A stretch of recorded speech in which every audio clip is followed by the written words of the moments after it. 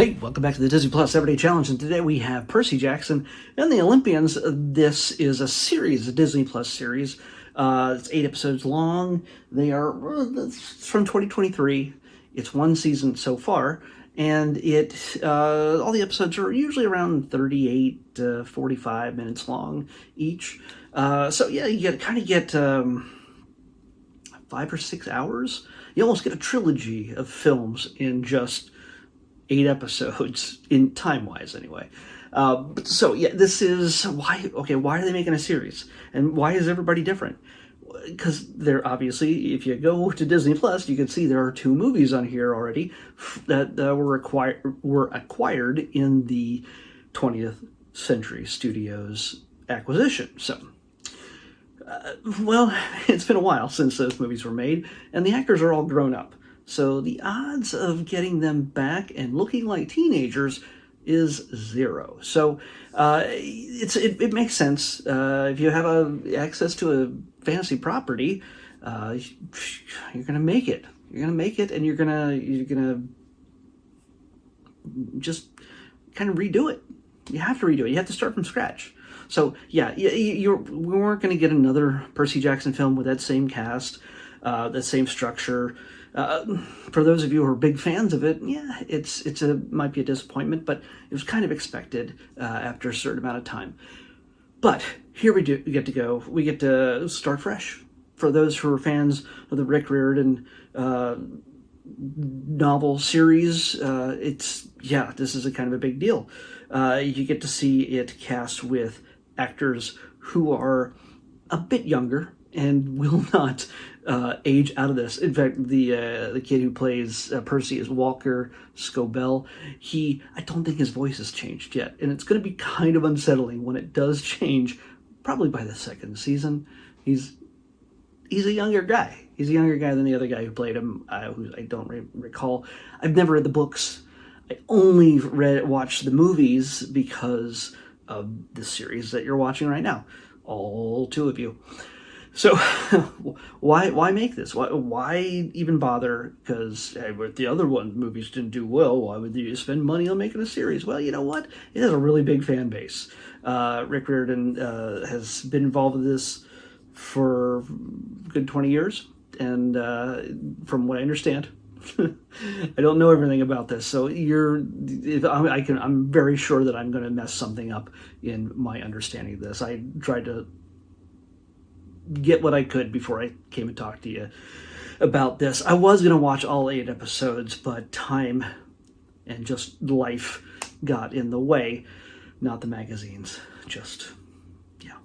So so I only got to watch 2 of the episodes out of the 8, and it pretty much sets us up, gets us introduced to Percy and his situation, his origin, as he's discovering his origin, and we get his call to action, his call to his quest. So that's the kind of thing that happens when you're a child of the gods. Yes, if you don't already know, and I realize that might be a spoiler, but with the Olympians in the title, you kind of figure it's going to have to deal with the gods. And who better than the hero to, be the character that embodies that whole thing, but is also very human at the same time. He's the child of a human mother and a god, Olympian god, father. Who that is, well, those of you who've read the book or watched the movies, you already know. It's kind of understandable. You kind of know where that's coming from. But for those of you who don't, I'm not going to spoil it for you. You might be able to figure it out. There's clues here and there. And so that's the fun part of this. And again, nobody's going to claim that this is a fully brand new concept. The structure of this is fairly been done before. The comparisons to Harry Potter are going to happen immeasurably. It's going to happen a lot because of Harry Potter in the 90s being picked up and being made into a major motion picture series, making J.K. Rowling very, very wealthy.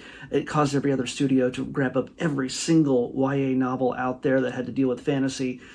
you got the Twilight, you got the Divergent, you got the Hunger Games, you got just all of that. And some did well, some not so much, but they ate it all up. And so we got a lot of that stuff coming at us, and so yeah, it's the idea that when it comes to Harry Potter, even that's not an original concept. I've seen people make very strong comparisons to it and Luke Skywalker in Star Wars. So yeah, on the surface, not at all the same, but you dig into the certain elements of the story structure and things like that. Yeah. But again, it all goes back to Joseph Campbell and everything else, and the hero's journey and everything along with that. But that's a whole other thing. I don't need to talk about that now.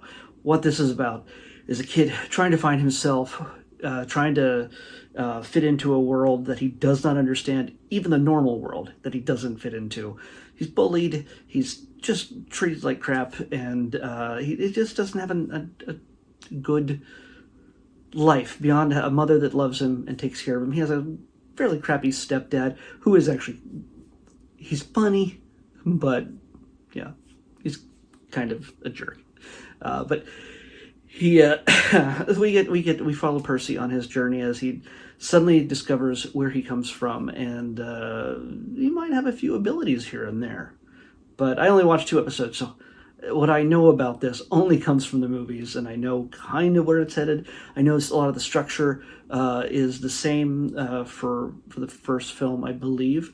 Like they go to Vegas, they travel across the country. It's a road movie. It's a fantasy quest, and so it's got all those elements that the fans love, and that's what I like about this, as compared to having everything put into a movie, where you can have 6 hours over 8 episodes to tell the story in more depth, get to know the characters a little bit better, rather than just sort of watering them down in some ways. I can't say that this silly is the way the movies were, but the movies didn't necessarily hit me like, oh my gosh, these are the greatest things in the world. And I can't say that the series is the greatest thing in the world either, because it's not. I don't have a what's the term I'm trying to think of? I don't have a horse in the game. That's not the term. I just don't. That's something I grew up with. There's people, again, who are obsessed with Percy Jackson and the Olympians and that whole series, who grew up with it, and they love it, and that's awesome, because you know what, if you find a piece of literature or a movie or a TV series or something that entertains you, music, video games, whatever else, and that's something that you're passionate about, don't let anybody tell you that you're weird. Actually, consider that a compliment. Just don't let anybody put you down for the thing that you love, that you're passionate about, the world that you visit when you read or watch a movie or a TV series starring Percy Jackson. So, yeah, I think this is really well done. It's got a great cast who are very much age appropriate and will hopefully not age out too quickly. If there are more seasons, I do not know yet if there's more seasons. I'm still heartbroken over them killing the Willow series. But this one has a lot of younger actors playing the main 3 parts of Percy, Annabelle, and Grover. That's Walter Scobell as Percy, Leah Jeffries as Annabeth, and Arian Simhati, which the letters are too small and I can't read it very well. He's Grover. And so, we get to see these kids, hopefully, maybe get many seasons, experiencing these adventures for the fans out there, and the new fans, old fans. If you're looking for something that's fantasy, that's you may have thought you've seen everything else, don't worry about if you haven't watched the movies. You might still enjoy the movies. Maybe that's your jam. That's great. But if you want to start fresh from the beginning, and if you're an old fan, there's always going to be the comparisons between the movies and the TV series. Trust me, it's going to happen to Harry Potter eventually as well. Warner Brothers is working on a series. So, yeah, whole new cast, whole new everything. when it comes to Harry Potter, because Warner Brothers likes making money, and Harry Potter is the thing that makes them the most money, and it makes the most money for J.K. Rowling too. Anyway, so yeah, I say definitely check it out. I'm gonna probably finish this. Did I put it on my? No, I didn't put it on the list yet. I'll put it on the list. It's just there's gonna be so many. There's so many things I need to catch up on that I want to watch, but yeah, we'll see. But I know what I'm watching next is the reason why I'm watching this in the random selection. The hero's journey, the making of Percy Jackson and the Olympians came up, and I thought, man, I really should watch the series before I watch the documentary. I've watched 2 of the 8 episodes, so I'm a quarter of the way. Hopefully the documentary will not spoil too many things for me. But yeah, just looking at the thumbnails for the episodes, there's a handful of spoilers here, so try not to look at that.